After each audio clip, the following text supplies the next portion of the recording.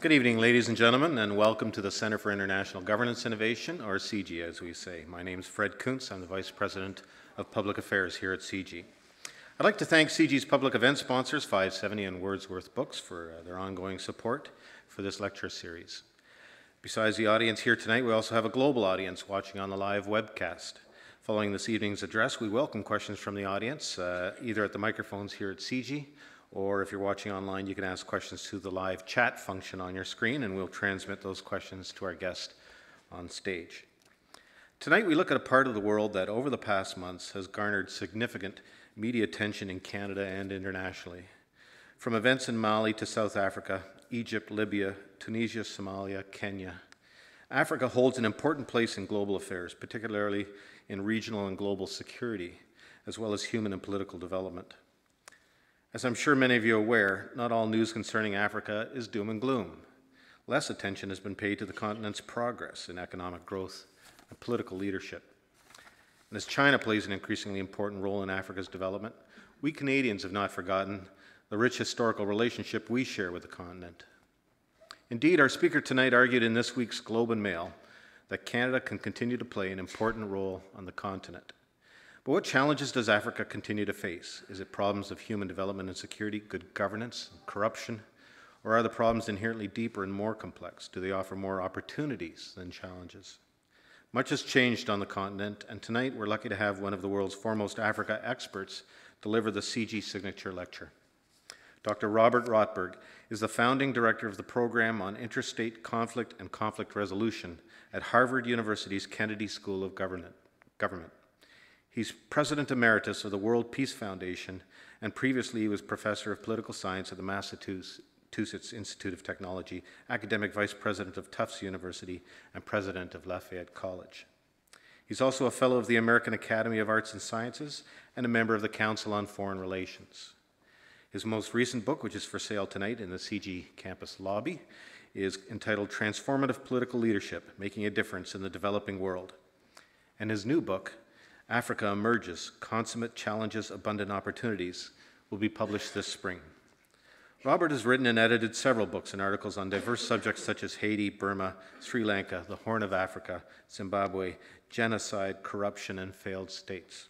He's also a contributor to the upcoming volume of Canada Among Nations, which is being published by CIGI and will focus exclusively on Canada-Africa relations. This past January, we were all very pleased to announce him as the inaugural Fulbright Research Chair in Political Development at the Balsillie School of International Affairs and visiting Fulbright Scholar at CIGI. So please help me welcome Robert Rotberg.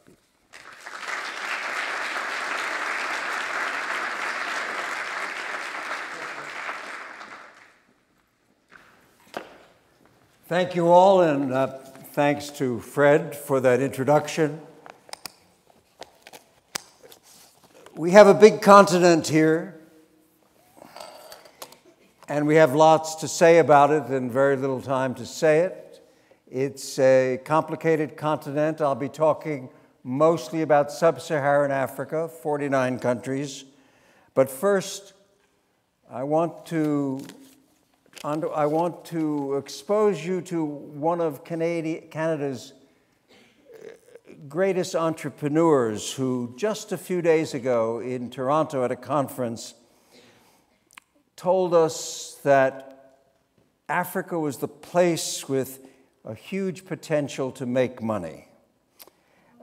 It's important, he said, for Canadians to focus on Africa and become part of the astonishing success of Africa. Africa is definitely open for business, said Robert Friedland. He's a mining entrepreneur, and he's got large mining properties in several parts of Africa. And apparently, I don't know him, but apparently he is well known in Canadian business circles and mining circles. And he urges Canada and the rest of us to focus as much as we can on prospects for Africa.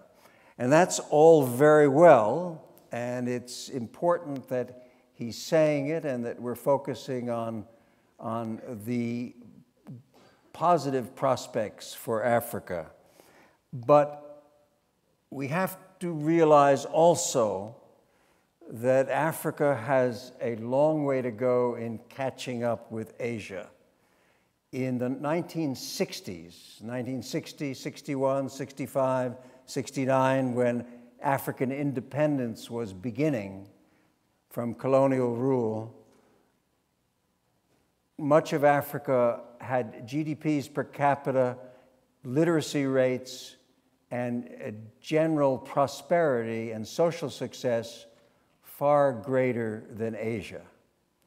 In 1965, Singapore's GDP per capita was about $500 per head, per annum.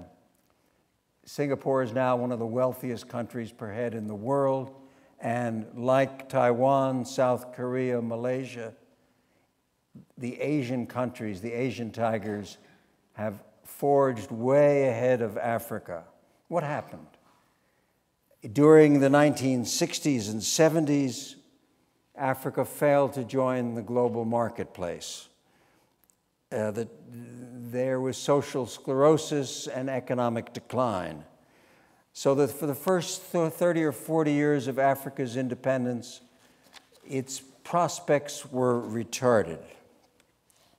And its rulers, some of them military rulers, were animated as much by greed as by responsibility for their citizens. Leaders were concerned much more with enriching themselves than with helping their people. And we had the example in Zaire and in the Congo of Mobutu Sese Seko, who built chateaux in Switzerland and had bank accounts in Miami and maybe in Toronto. He probably, we estimate, took away about $13 billion from Congo, leaving the Congo poor and leaving Congo a failed state. So places like the Congo and large parts of sub-Saharan Africa fell farther and farther behind Asia, hence the title of this talk. But now, and since 2000, Africa's been growing rapidly. You can see from that chart on the left, you can see that the lower green line is Africa overtaking Asia. You can see the large amounts of foreign direct investments, and you see how some of Africa's countries are among the fast growing. Africa, in the past 5 years, has been growing at 6% and 7% a year, with an overall average of 5% for most of sub-Saharan Africa. Last year, Angola grew at 10%, Equatorial Guinea at 17% per capita per annum. Some are growing a little more slowly, but the lethargy and autarky of previous decades has been superseded by a willingness to embrace global economic realities and to seek accommodations with the forces of international commerce and competition. Africa now trades in a way it didn't trade 20 years ago, not only with Europe and with the United States, but with China, India, Brazil, and Japan. Indeed, Europe, China, and the United States are probably equivalent trading partners with Africa in a way that wasn't apparent just a few years ago.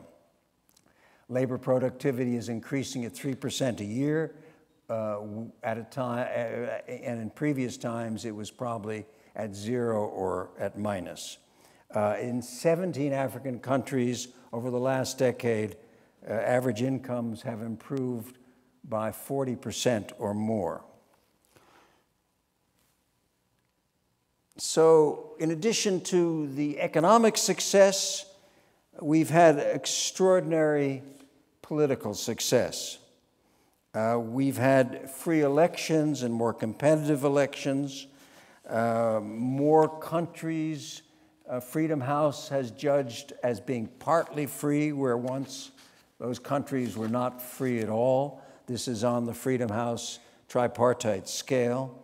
And the battle, I think, has been joined effectively between repression and freedom rather than between timid acquiescence and limited autonomy. Now, for 50 years, Botswana and Mauritius have been beacons of good governance in sub-Saharan Africa.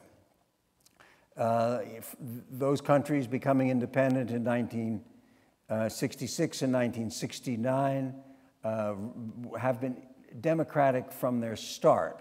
They had a remarkable set of leaders that created the modern governance in both countries and created to making both countries the steady leaders economically in Africa on a per capita basis. Botswana is also judged by Transparency International the least corrupt country in Africa and 30th in the world. The US is only 19th. So Botswana is doing extremely well. Mauritius is not too far behind. And those two beacons of good governance, particularly celebrated in an institution like this one, have been joined in recent years by two smaller countries, Cape Verde and Seychelles, and now they've been joined by larger countries in the ranks of the best governed African countries, by Benin. Let's see if I can do this. Let's see if we can make this work. There we go. Benin, by Ghana, by Senegal up in the far corner here, Liberia, just there, Malawi, little Malawi, a sliver of territory here, by Namibia, and Tanzania and Zambia and Tanzania. Now, those are the 10 or 12 best governed countries in Africa, according to the Index of Governance over the last six years. And those countries are united by having aspirations for better and better governance. They're also countries with a middle class that's growing. And two of those countries have leaders who are women, which is a major change in Africa. Liberia, Ellen Johnson Sirleaf, and Malawi, Joyce Banda. I thought we had moved this. Okay, there we were. And as this slide shows, overall governments are improving, democracy spreading, the two female presidents, and so on. Now, Tony Blair, Prime Minister of Britain, said just recently to a group of corporate executives in Britain, I am noticing on my frequent visits to Africa that there is a new generation of leaders who have a new attitude, a new frame of thinking, a new way of looking at their own countries. And that's one of the great changes driven by the new middle-class sensibility. This middle class, where 20 years ago it was perhaps 5% of any African country, the middle class in sub-Saharan Africa is now about a third of all persons in sub-Saharan Africa. That middle class is not a middle class by our income standards, but certainly by African income standards. You can see that also that poverty is declining, more children going to school, and the HIV incidence rate is decreasing. Those are important social markers. There are others I will talk about in a moment. The most important thing is that a Pew Foundation poll of Africa discovered that not only was the middle class important in Africa and growing, but that middle class, as most middle classes, valued free speech and free elections in a way that Africa had not known before. The middle class, according to Pew, acts on abstract notions more than the poor have been acting on in Africa. They believe in good governance and demand improved leadership and improved service delivery. So that's driving a lot of the change. And since the mobile phone revolution and the internet revolution has made the global village possible in a place like sub-Saharan Africa, it means that the large segment of Africa is aware of how far behind Asia they are, how far behind the rest of the world, and there's certainly a third of the sub-Saharan African populations want to catch up, and that's driving something that's going on as we speak. The Kenyan election of Monday, the counting's still going on. There's a very large middle class in a place like Kenya, and the election counting is going to be observed, and the results as they trickle out certainly influence the attitudes of the middle class in a place like Kenya. The most important thing about the middle class is that they are active stakeholders in a way that they've never been before. And many of the rulers and ruling classes of Africa in previous years could ignore their people more than they could ignore a growing and increasingly vocal middle class. There's also, for the first time, a business class that's not completely dependent on the government. Most of Africa, government dominates the GDPs of the country, and employment is also government dominated. That's changing too. And so there's a new business class that is independent of government and not feeding off government contracts. Another major change in Africa today, as compared with merely 5 or 6 years ago, is that the mobile phone, the cell phone revolution, has transformed and is transforming Africa in ways that we cannot even predict. 20 years ago, there were no mobile phones. 10 years ago, there were a handful. Now there are 600 million Africans with mobile phones. That's more than half the population of sub-Saharan Africa and growing. Many people, of course, have 2 or 3 mobile phones using different services and connecting. Nigeria is one of the largest markets in the world for an instrument that was created in this city. And the BlackBerry is the dominant instrument in Nigeria. For how much longer, I'm not sure, but it's certainly the dominant instrument. And the landlines are obsolete in Africa. There not only is 50–60% of the population with mobile phones, there's coverage, despite the rural quality of some of Africa, there's 65% coverage in Africa, and that's growing. Now, the mobile phone revolution has leapt forward and is really the important revolution. The internet revolution hasn't yet happened in Africa. It's more expensive to go on the internet. Services until this year were spotty and most by satellite. Cable internet has only now come to much of Africa. So only 11% of Africa is wired. So everybody tends to use mobile phones and tends mostly to use the text function of a mobile phone because it's the least expensive.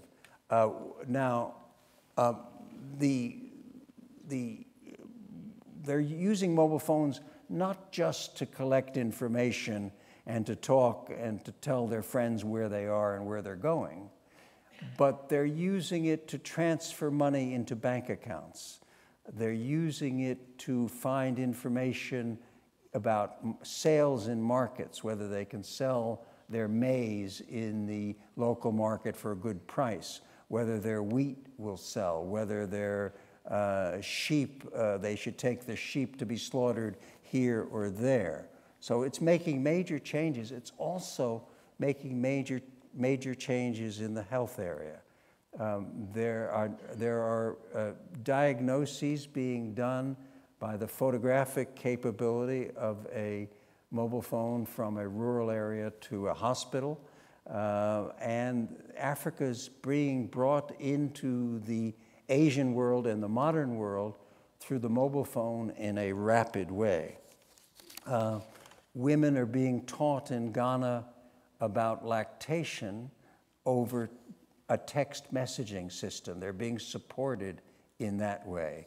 And they're being reminded to take their tuberculosis medicine at a regular, on a regular basis through text messaging reminders, and on and on and on.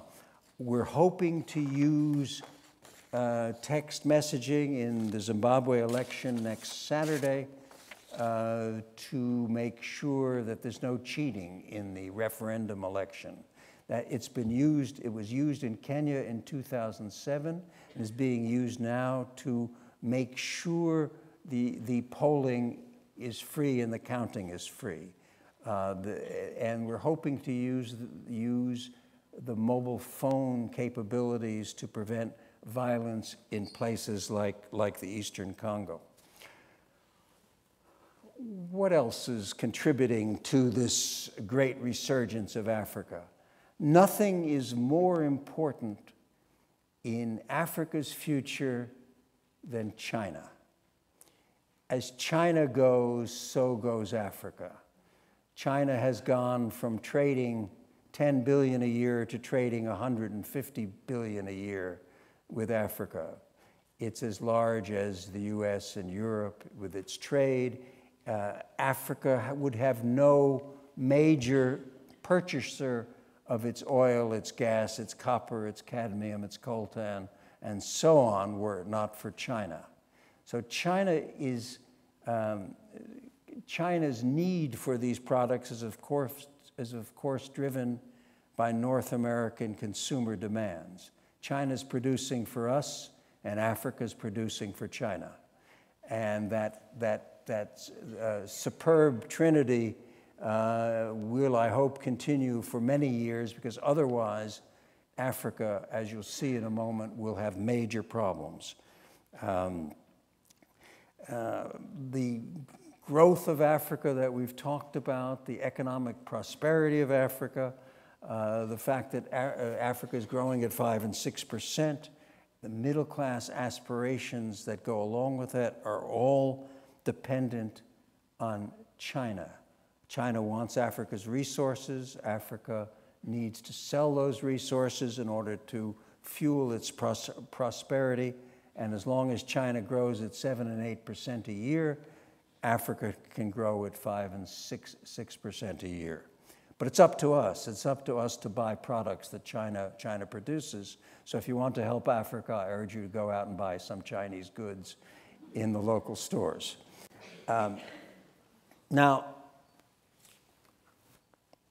But in addition to the Chinese prosperity, Africa faces a number of contemporary and emerging challenges.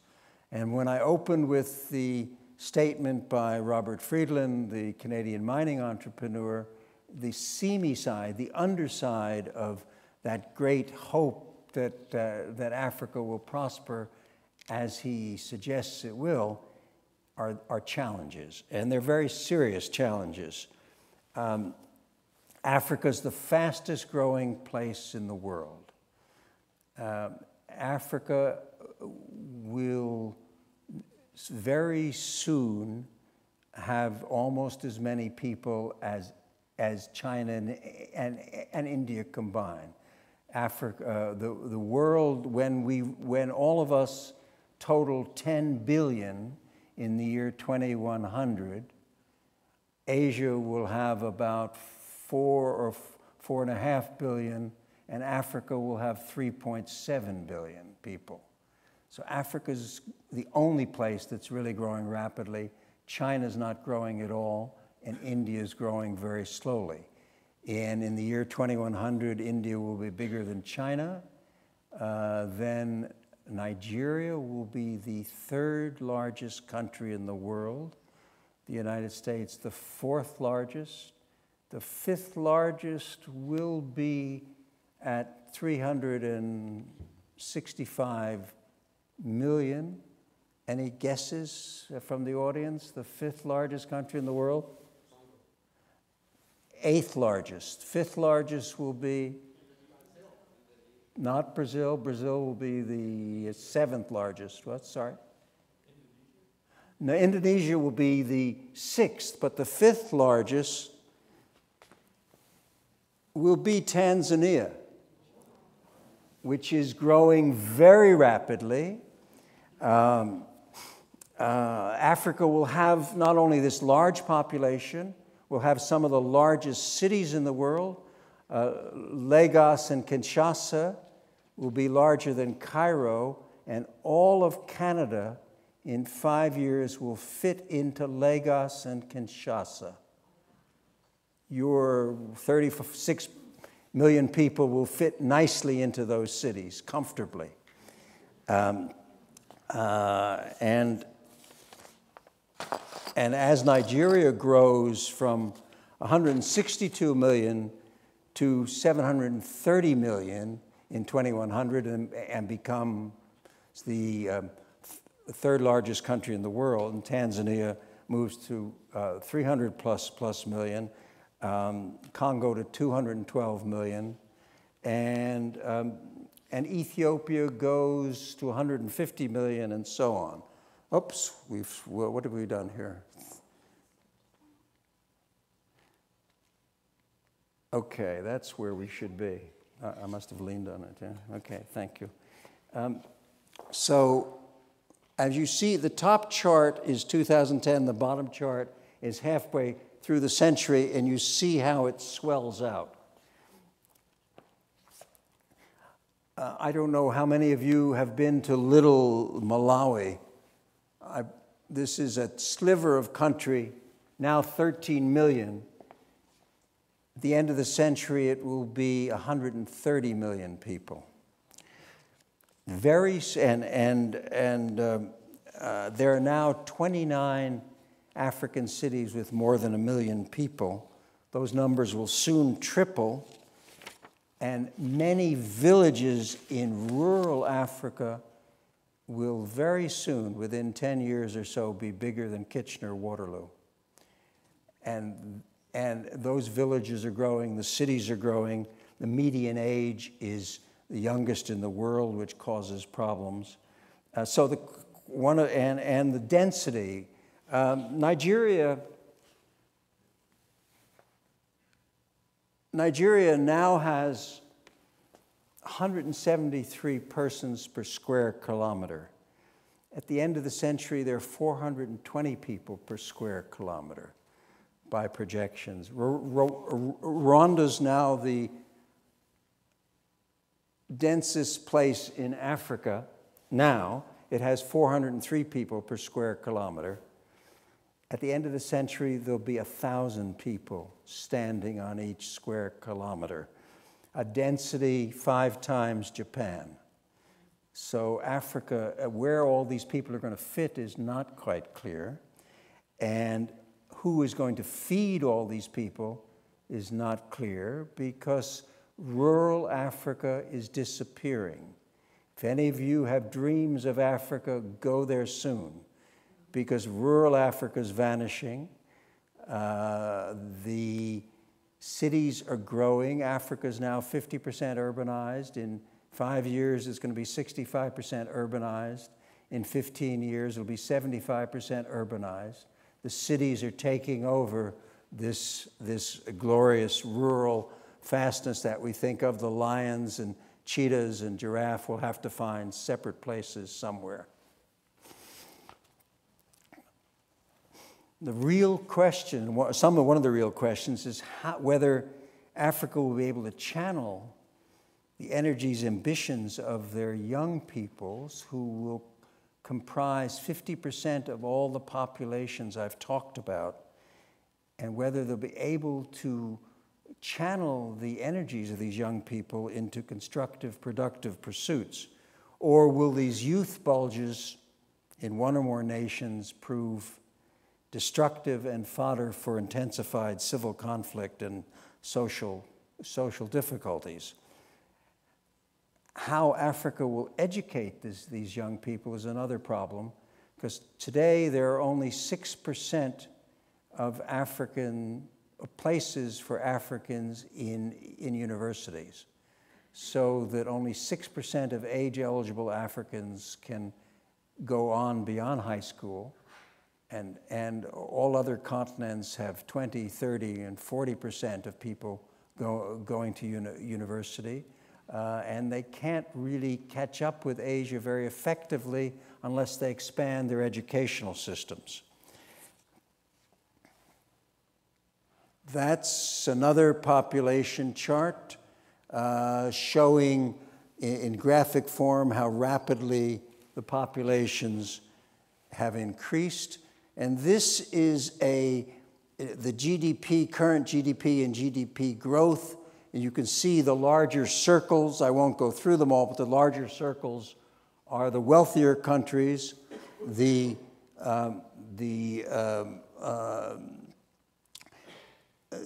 lighter colors are the poorer countries.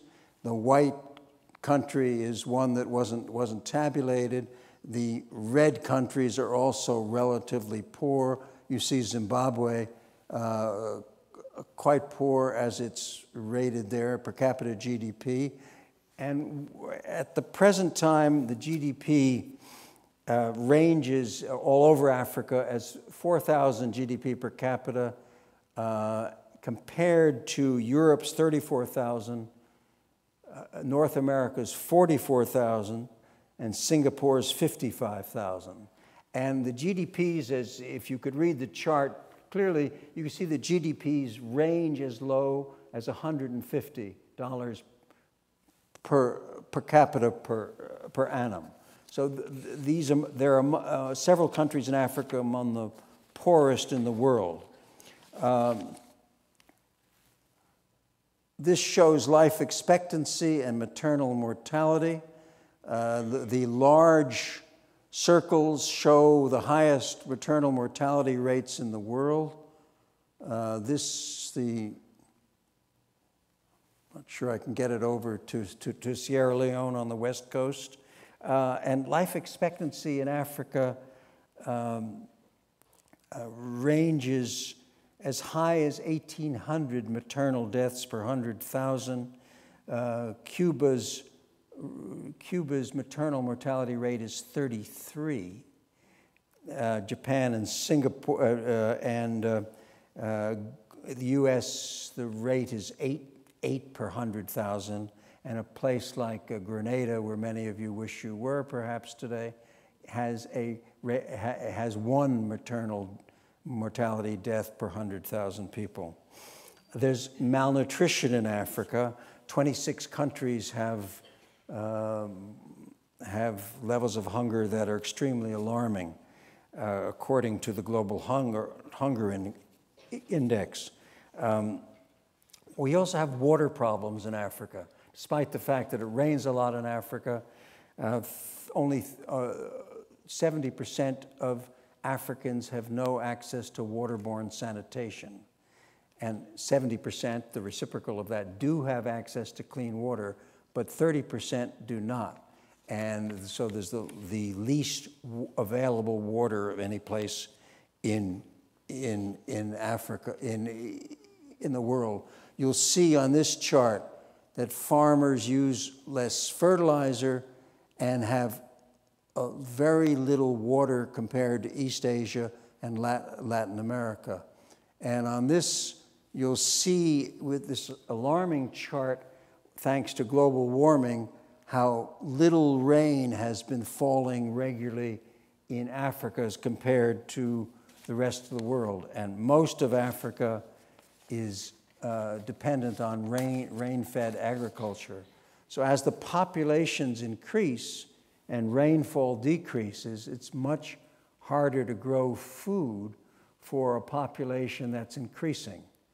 So we have those three things and many more going on at the same time.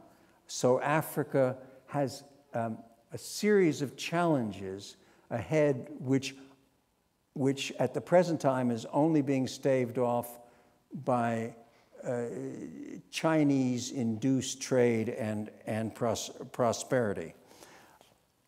One more slide. You can't see it as graphically, but it shows several important variables: that there are too few roads in Africa for the population and for the size.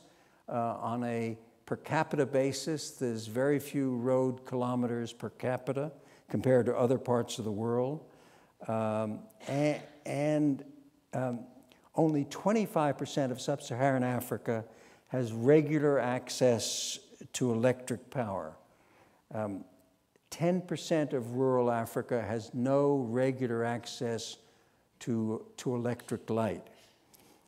The installed power capacity today of all of sub-Saharan Africa is equivalent only to that of Spain.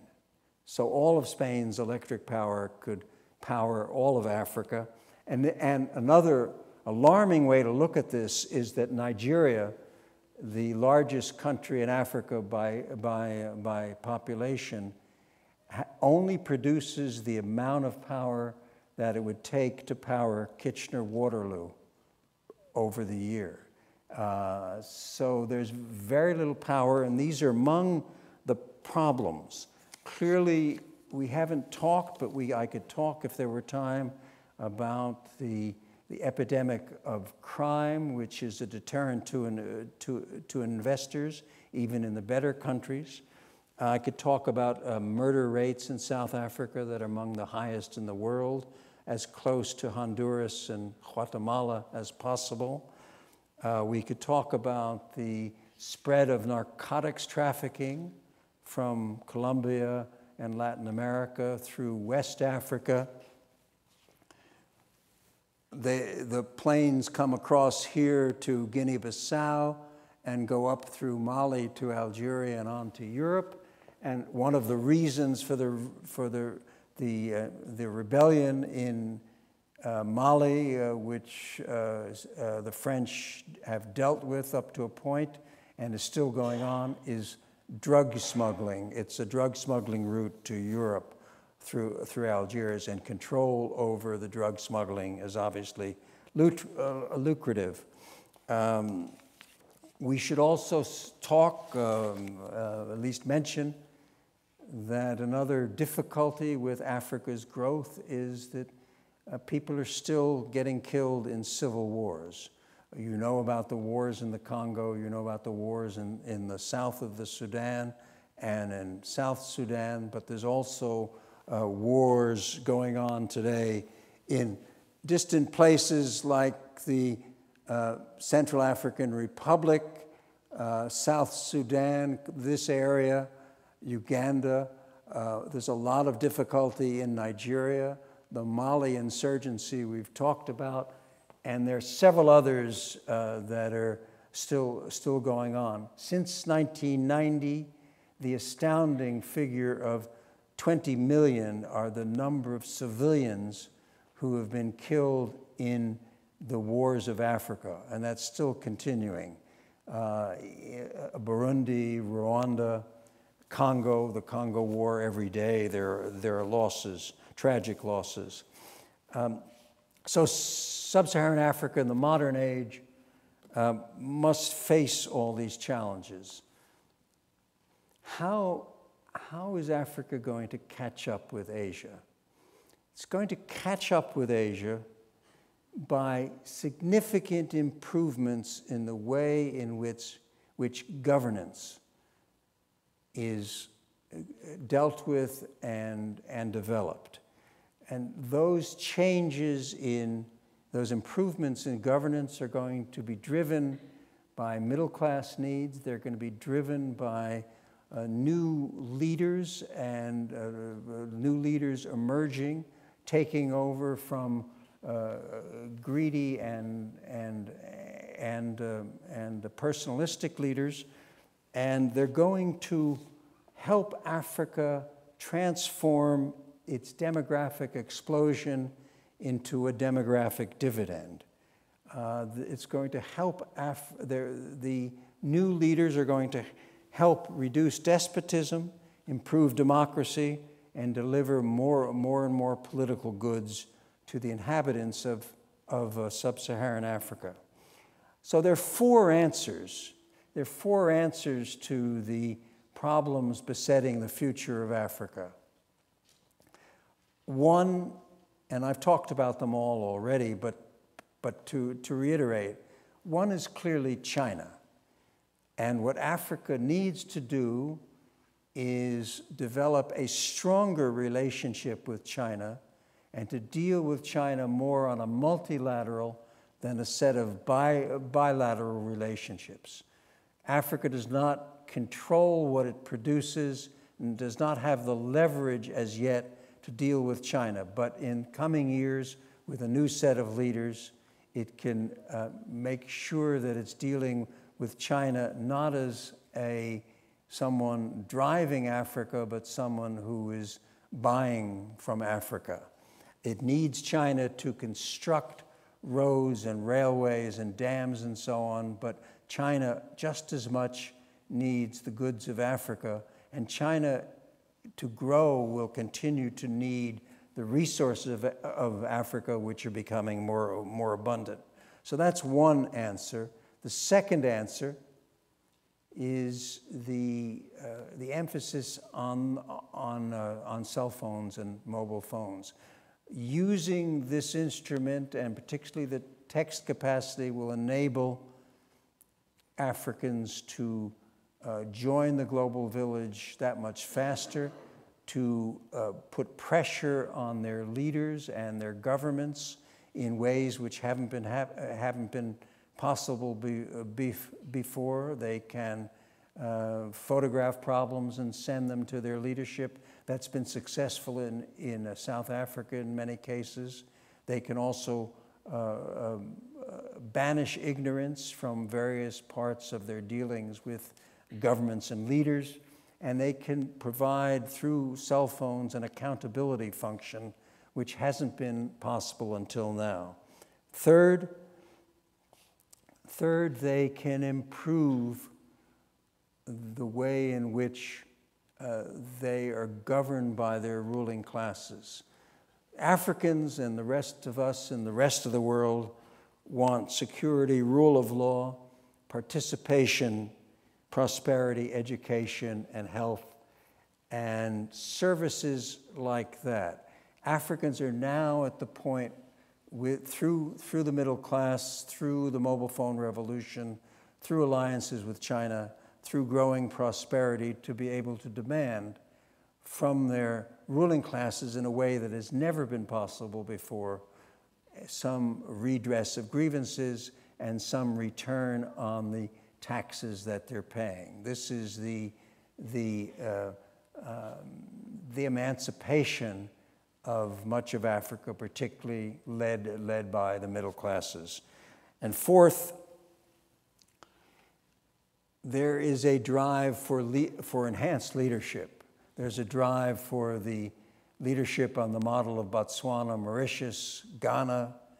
Malawi is joining that. Namibia has had it for some time. So there's a desire to follow the model of Nelson Mandela and achieve a more inclusive leadership.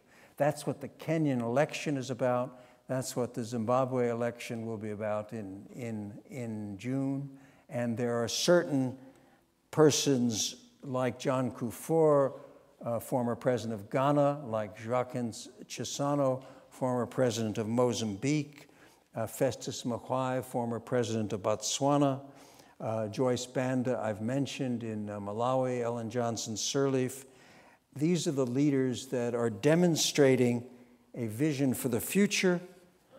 They're also demonstrating legitimacy on behalf of their ruling classes, demonstrating that it's possible in Africa for the first time to have leaders with integrity, leaders with intellectual honesty, leaders with a lack of perceptible greed, and a determination on the part of the leaders to catapult people firmly into the upper reaches of the developing world, to catch up with Asia.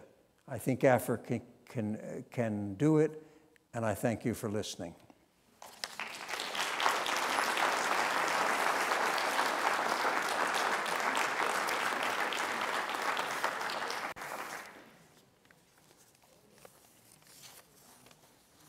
Questions?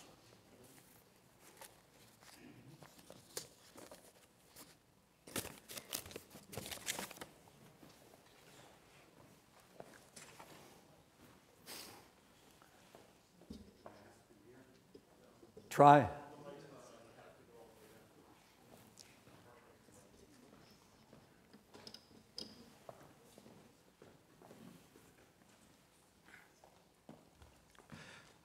I was expecting you to mention South Africa a few times.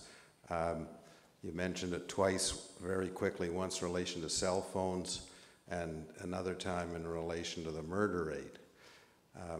I was hoping you'd talk about it because my wife and I are going to go there in less than 3 weeks, and naturally the murder rate didn't excite us very much. But on a more serious note, I'd appreciate you talking about it. I would have assumed that had we been standing here 20 years ago, South Africa would have been high on your list of countries that were going to do well, and we know they've been standing still, but I'd appreciate some comments on South Africa. South Africa should be one of the transformative leaders of all of Africa. South Africa's achievements to date are somewhat underwhelming. Not only does it have a crime rate much higher than it should have, but it's always had that crime rate. That crime rate goes back 50, 60, 70 years. It's always been a difficult place. It's one of the highest murder rates in the world, and slightly lower now than it had 30 years ago. That should encourage you. But the important thing to note about South Africa is that Nelson Mandela's leadership after 1994 only lasted 5 years, and then he retired and turned over the leadership to Thabo Mbeki, and now to Jacob Zuma. Neither leader was able to build on the Mandela legacy.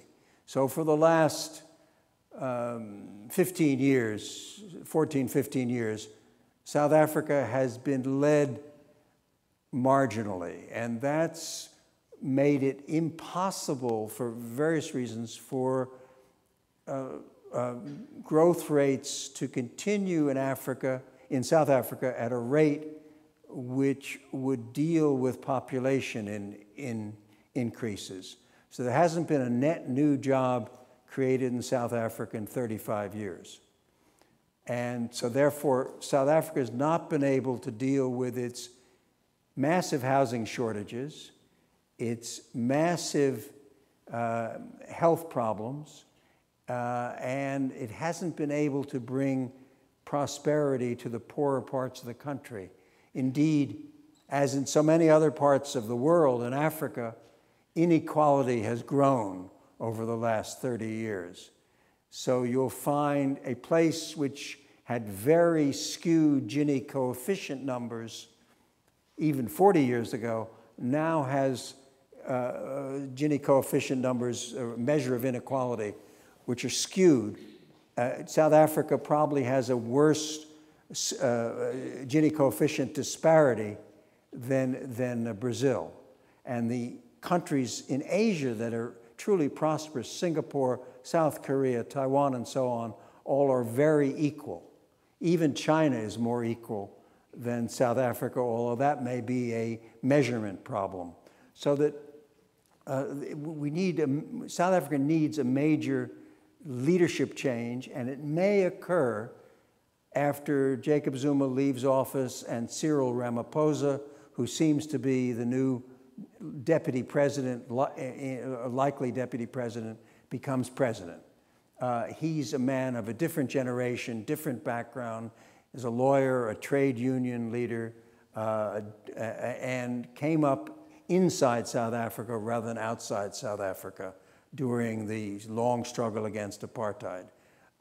Now, what you will find in South Africa is a very good infrastructure today, even though South Africa still has blackouts. It still is energy short, but it's less energy short than most of the rest of sub-Saharan Africa. You'll be able to drink the water in cities, which you couldn't do in most other parts of sub-Saharan Africa. There are many, many positive things about South Africa, but given that it is one of the engines of growth of sub-Saharan Africa and it's faltering, we have a lot to work on, and I hope you'll bring about change during your time in South Africa. There's a question here. How are crime rates changing in Africa? What can be done? Joan from QC. And the question about crime rates, the crime rates are increasing rather than falling, and we don't know what's going to happen in the future with population explosion. And they're naturally, I shouldn't say naturally, but they are increasing as Africa becomes more urbanized and as the youth bulge grows. We know that from other parts of the world. We know it from Africa. So the answer to the online question is that it's not getting any better. Question here. Sir. Great presentation, Doctor. I just have a quick question. You mentioned that Africa should focus on China as a main thrust of its kind of, a main way of kind of getting to join the global community, but there's a few people that have made the argument, me included, that Africa should actually focus on relationship of the emerging market, precisely China, and also the developing world. As you noticed recently, I think Africa is trying to pursue kind of a two-dimensional developmental track together, moving towards kind of a basic manufacturing that's popular in Asia, and also moving towards the high-tech sector, as you noticed recently with the opening of the technological park in both Ghana and Kenya. So what do you say to that, and what is the argument for it or against it? Well, there's no argument against what you say. The argument for it is obviously if Africa needs, if it's going to sustain its current development, it needs to move more and more away from only exporting primary goods to producing electronics, manufactured goods, and so on. But Africa has a major problem. China floods Africa, as it does the rest of the world, with inexpensive goods. Very difficult for African startups to compete. South Africa, to go back to the previous question, South Africa has in fact imposed a quota on Chinese imports in order to give its own local people a chance. But China is still the strongest economic guarantor of Africa's future.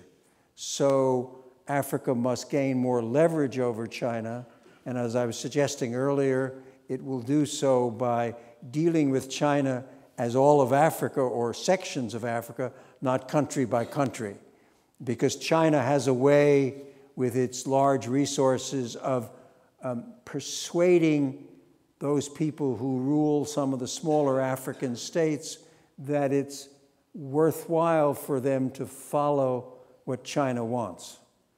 And so it's much harder for Africa to deal country by country with China. Question here. I have a couple of questions about cell phones. How about one? Okay. Okay. Then who owns the cell phone networks, and how closely are they tied to government? And sort of with the concern being how easily could those cell phone networks being turned off if people are actually upset with the government? Yeah, that's a very interesting question. Some governments are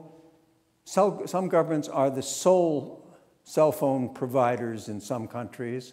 Some are one of 2 or 3 providers. In Zimbabwe, the government owns one company, and an African entrepreneur based outside the country but from the country owns the other major provider. And in a few countries, the internet is, cell phone traffic is censored to some extent. In Zimbabwe, you have to sign your name when you buy a SIM card, so they can theoretically trace back who's using the telephone. I don't think it ever happens, but it's technically possible. But most providers of cell phones, particularly in Nigeria, the biggest market, and many other countries, are essentially private companies, not necessarily indigenous. The major cell phone fortune was made by a Sudanese, Mo Ibrahim, friend of mine, who now lives in Britain and in Monaco, and he sold his large firm to a Kuwaiti enterprise team. So large parts of Africa, from the cell phone point of view, are owned by Kuwait. There's a lot of Dubai. The Somali phone networks all come out of Dubai, and they're among the least expensive in the world. So there's competition in the cell phone area, mostly healthy, and governments don't have too much control over cell phones, although they try to. Hello, thank you for coming. The gentleman that was standing here before me asked part of my question regarding China. Just to expand off of that, I was wondering if you think to pursue this, they should liberalize their trade? Sorry? Should they liberalize their trade, or should they take example from the Asian tigers, as you called them, and have more stringent state involvement in their market? Well, it's not true that the Asian tigers all had more state involvement. Singapore certainly never did in the way I think we're talking about.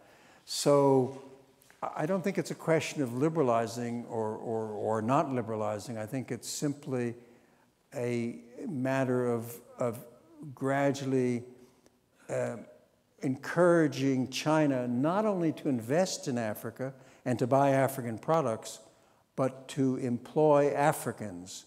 Because the striking fact of China's involvement in Africa is that every previous colonial or pseudo-colonial power has employed Africans. The African employment rates range from 40 to 50 to 60%, real unemployment rates, and even higher in some countries. China's not employing Africans even for laboring jobs. It's bringing Chinese workers to build a road in Angola, to build a port in Angola. And what Africa needs to do most of all is to tell China that it must employ Africans, not Chinese. That is, to ban Chinese workers as immigrants.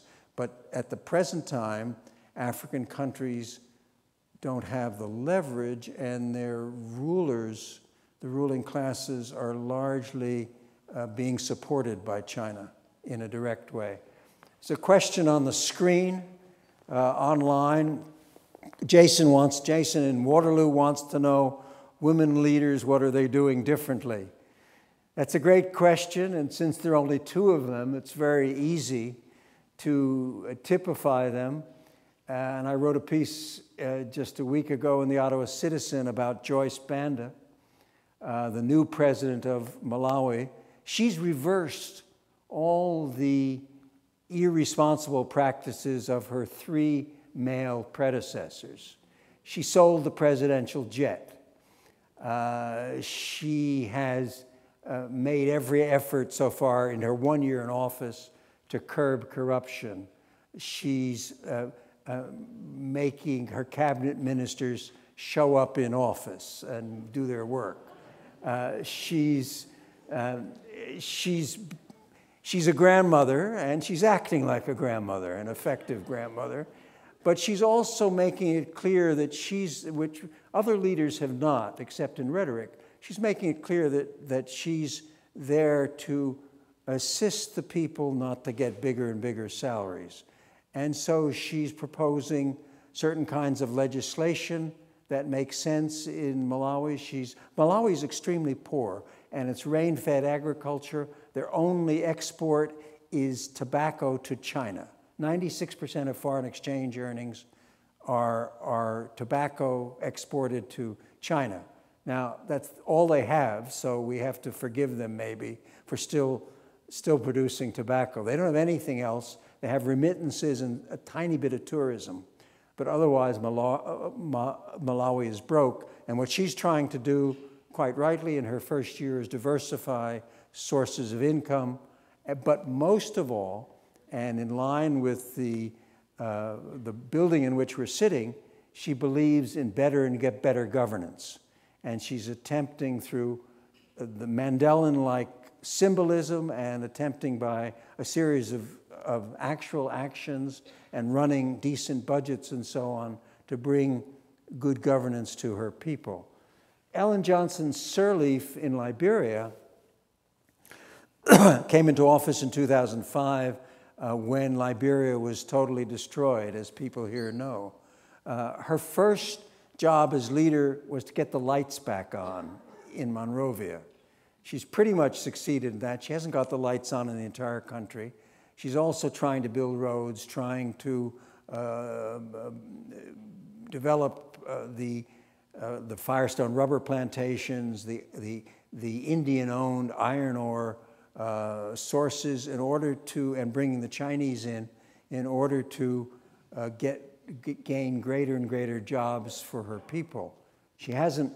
Nothing's gone perfectly well, but she has adopted the kinds of better governing attitudes that are the type that the middle classes want and that we might all want if we were there. Question here. Thank you again. Going back to the previous question, you talked about Africa needing to leverage the resources it has available in order to, I guess, engineer more beneficial deals with China.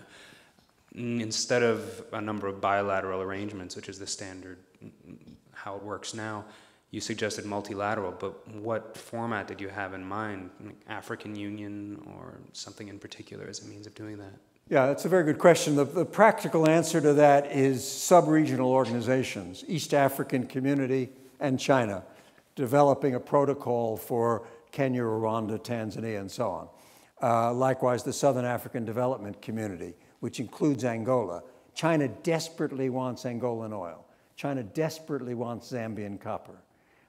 China desperately wants the new gas and oil it's been finding off the coast of Mozambique. So that's the only way to make sure that China employs Africans and goes through Africa rather than around Africa is to run a sub-regional multilateral.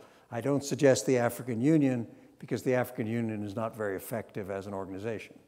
So, but any kind of regional organization would work. Even 3 or 4 countries together, it's much better. Otherwise, China, as you know from having lived in China, can roll the leaders of a small country and can roll over them. They have forced several countries to give up their relationship with Taiwan, and they've done that very easily by paying them more. And China can do that, of course, and promise them various things. Question here. Thank you very much for a very helpful overview and your article in the Globe. I had the pleasure of hearing Robert Friedland at the Prospectors and Miners Convention, and his optimistic note to a very hard-headed right-wing financial investors was a welcome note. He spoke about building community as well as building wealth and building companies. And I thought it was a welcome note. I started in Nigeria in the 60s, in Ghana and Nigeria with CUSO. Was the Prime Minister's representative after I left the cabinet for Africa and Commonwealth Affairs, focused mostly on Canada's leadership in the anti-apartheid movement. I've, for the last 20 years, been honorary consul for the government of Namibia. I don't know if it came to your attention, but there was one happy note, which I found almost no one in Toronto this week had seen. The headline in the release from the Canadian Council on Africa was Namibia rated as top emerging market economy. Namibia has been named the top emerging market economy in Africa, 13th best one in the world by global business and financial news provider Bloomberg. Now, I mention that only that I'd like to make one other comment about South Africa and Namibia. I'm prompted to write a book entitled Unscrambling the Egg. The apartheid and unscrambling what apartheid has done in your country, the US, we've seen after 200 years of racism. And the question of what is happening in undoing apartheid in South Africa and Namibia, I think deserves more sympathy and understanding. And I understand the racial situations, but the tribal situation.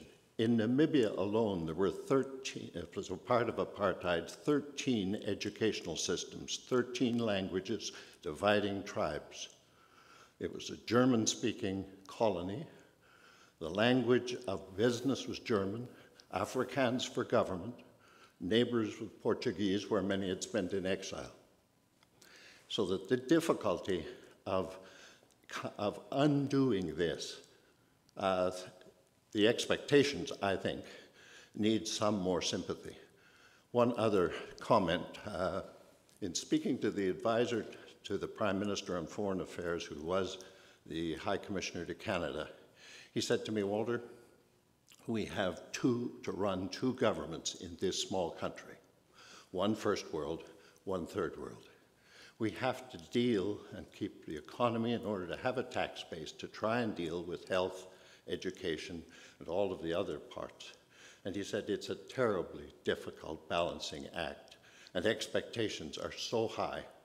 And the same in South Africa and Namibia, particularly because of the racial regime that was there.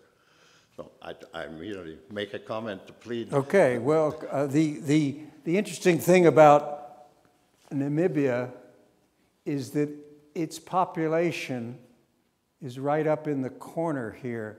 The rest of Namibia is mostly empty.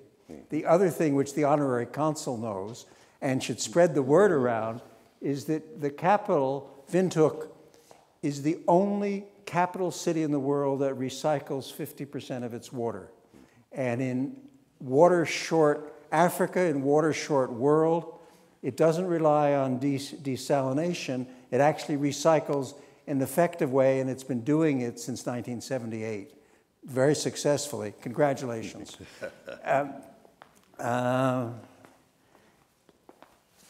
Lindsay wants to know whether I can discuss the progress of Sierra Leone since the Civil War. Not really. There has been progress. Sierra Leone has had less progress than Liberia, however. They've had good elections, but Sierra Leone hasn't moved forward as much as we would have hoped. And the one bit of evidence is this slide, in fact, which happens to be up here, because the big mark, well, I can't, for some reason it won't go there, but the big mark on the upper left is maternal mortality, the highest place in the world. So Sierra Leone is making certain kinds of progress, but Graham Greene wrote about Sierra Leone 60 years ago, and a lot of what he wrote about is still there. So Sierra Leone has a long way to go. Question here. Yes, sir. There were a couple of problems that I'm thinking of.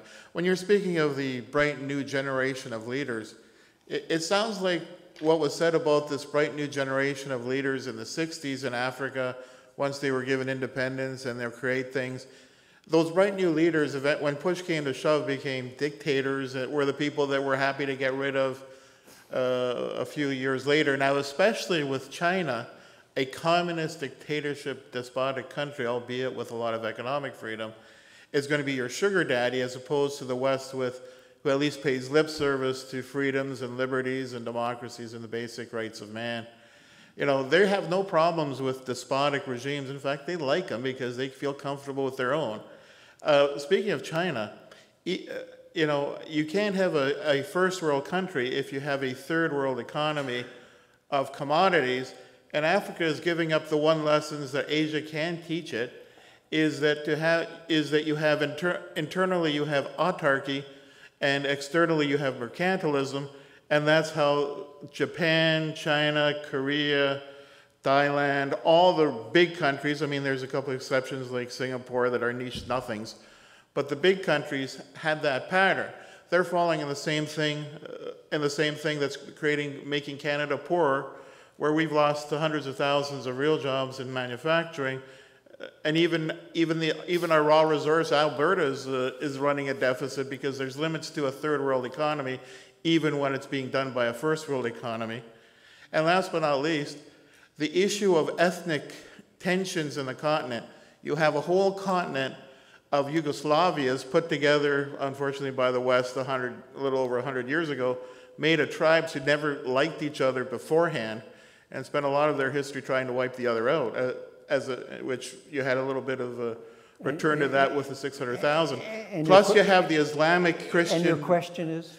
Yeah, all those problems, how are they going to be addressed, or is this really not being addressed, and it's a lot of hope and faith? You're looking at and as you said, the Malthus issue with the population and food. Well, I mean, these three things are going to be fundamental to what's going to be holding Africa back. Well, no, but the questions and comments are all relevant, but the difference now from 30, 40, 50 years ago, as you started your comment, is that there's a middle class which didn't exist before. There's a hegemonic bourgeoisie that didn't exist before. And there's a whole ethos of leadership which is followed from Mandela, Seretse Khama in Botswana, Sir Cyril Ramgoolam in Mauritius, John Kufuor in Ghana, and now Johnson Sirleaf, Joyce Banda, possibly Kikwete in Tanzania, and many others, including Lesotho, which I haven't mentioned. So that there's plenty of room for skepticism. There's also a lot of room for hope.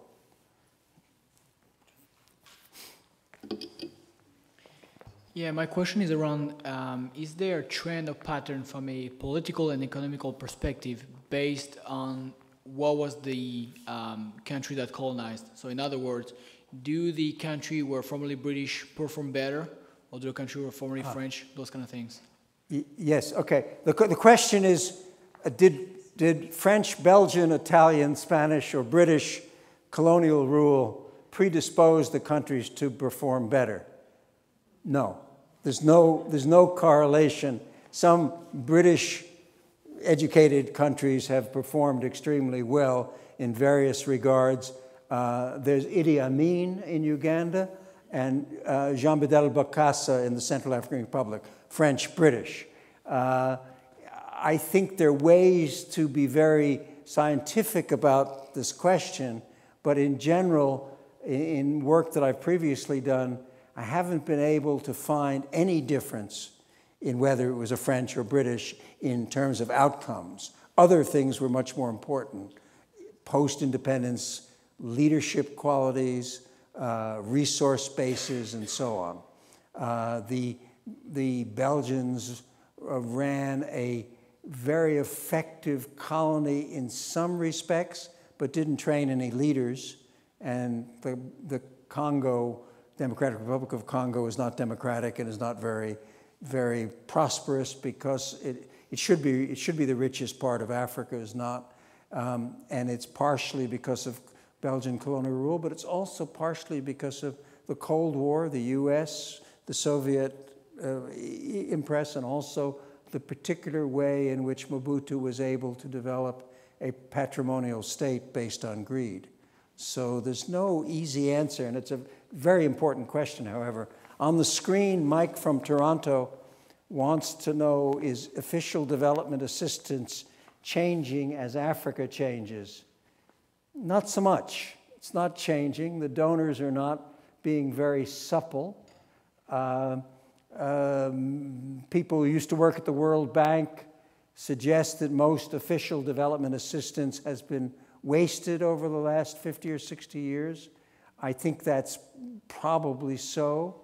There hasn't been much throughput or much result for a lot of the official developmental assistance. So some countries are trying to look at this in a new way. My article that Walter mentioned in the Globe and Mail the other day was an attempt to point Canada in the direction of spending more money on long-term incremental development of leadership in order to strengthen everything else in countries. But development ministries and foreign affairs ministries don't like that message because the results, the throughput, are far off. And it's very difficult to persuade development officials that they should rethink the message that they should be sending to the African countries. Also, too much in the past, a little bit less now, has been lending. Grants, development assistance should be grants or not at all, and there should be strict conditionality. But the World Bank doesn't operate that way, and one of the flaws of the World Bank. Question here. Very good presentation. I have a very practical question. If you were an investor and had only 3 countries to choose, which one would you choose, and what sector of the economy would you invest in? That's easy, because if I'm an investor that can find a good oil and gas development, I'll know it's the easy way forward. But for long-term investment, I might want to invest in a private university. I might want to work with Africans to develop a computing base in Nairobi that would use local talent. I happen to run across an MIT PhD in computer science that can't go back to Kenya because there's nothing he can do in Kenya. So these are the ways in which Africa will change, because the future of all countries is a knowledge increase, not resource extraction. And that hasn't happened yet as it needs to happen in Africa. 3 countries? Depends. Mozambique, there's lots of gas being found now. Conceivably, if the uranium market comes back, we want to go into Namibia. The uranium market's not going to come back, so let's not go there. And conceivably, one could invest in tourism in Zambia. So there are various possibilities. It's not a question where you can say, let's go to these 3 countries. In fact, if I were a real contrarian and a really shrewd investor, which I'm not, I'd urge you to invest in Somalia, because it's the least likely place for anyone to think of now, but there's lots of energy, there's a government finally, and there may be lots of places in which to sell camels, hides and skins, and oil that may be found in the future in Somalia. So go with the camels, and then go with oil. Fitch.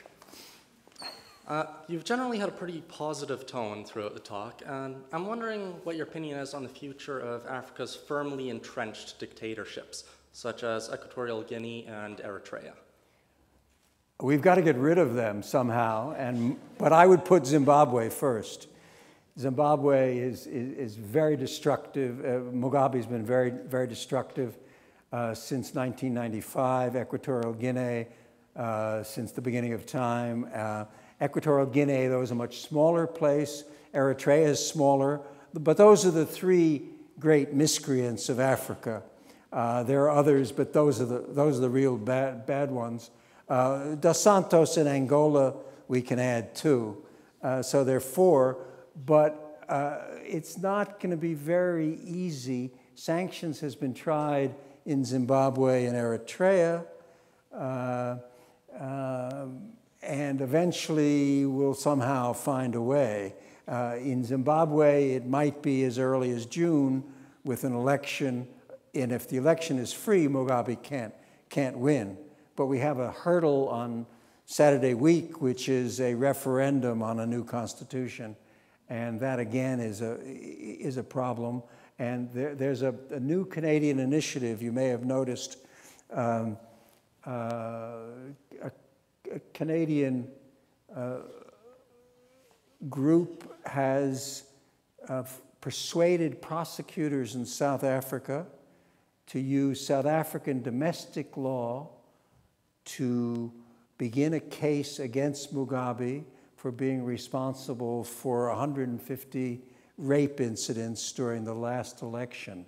And if they can use universal jurisdiction in South African law, which to everyone's surprise, Stephen Lewis is leading this charge, and it may work. And it may work that South Africa really prosecutes Mugabe in South Africa, making it impossible for Mugabe to travel through South Africa on the way to Singapore, Malaysia, and so on, and China, which would be very helpful and might help bring about the end of the dictatorship. Okay, you've had a question before, so anyone else? Yes? Okay, hurry. Quick question about, like when you're showing the GDP per capita, and I know in certain parts of Africa, Zimbabwe in particular, there's a really large informal sector. How much of that is captured in the numbers that are produced by the UN? That's a very good question. Probably not enough is probably the answer, the safe answer.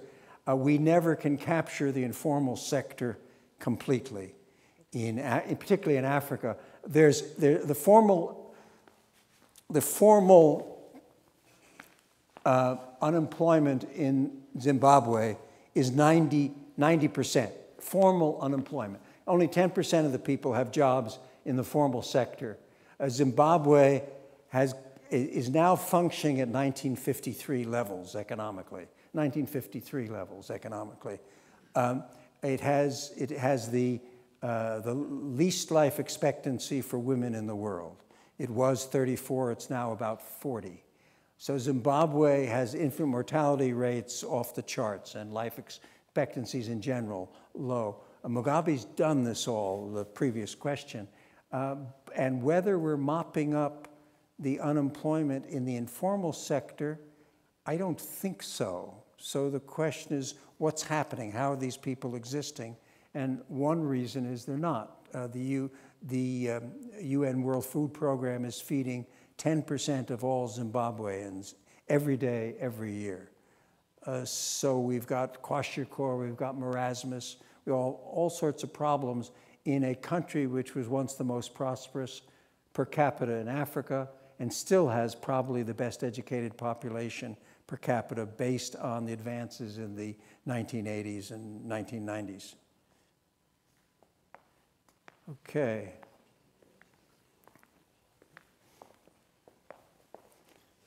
Last question, okay. So my second question had to do with cell phones and literacy. So in terms of literacy, so you say that most people are using texting yes. a lot. So for people who are illiterate, is this improving the literacy rate overall, or is it just locking people who are literate out of the cell phone market? It's a very interesting question. One of the poorest countries in the world is Niger. It's up here above Nigeria, this great area where Bob Fowler was kidnapped and held hostage. There was an experiment done, a quite rigorous experiment, to see if literacy could be improved and the alphabet and then words taught to children using the text capability of the cell phone. And they demonstrated that it was a very effective and very rapid way of teaching, in this case, French. And they did so, and it's a method that clearly can be used for literacy improvement all over Africa, all over the world. I'm not sure it's been taken up everywhere, but it's on the future cards.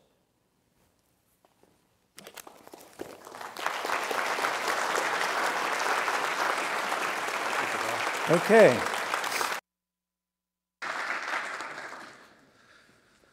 So now I think you have an inkling why, when it was announced last year that Dr. Rotberg would be coming to live in Waterloo for a few months, there were gasps of pleasure in the community of international affairs experts here, not only because he is a renowned worldwide for his scholarship and his expertise, his depth and breadth of knowledge on Africa, which was evident here in his presentation tonight, but also because he's such a dynamo. You can see the way he adroitly handles the questions, but also, as you picked up tonight, you know, he's got at least 3 book projects on the go, and you know, speaking to us here tonight, speaking to the Balsillie School students regularly, at Laurier tomorrow, op-eds running in nearly every Canadian newspaper.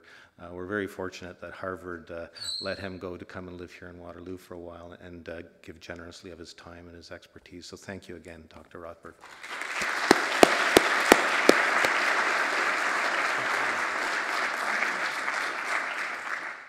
Again, as a reminder, there are copies of Dr. Rotberg's book, Transformative Political Leadership, Making a Difference in the Developing World, for sale in the lobby for only $30.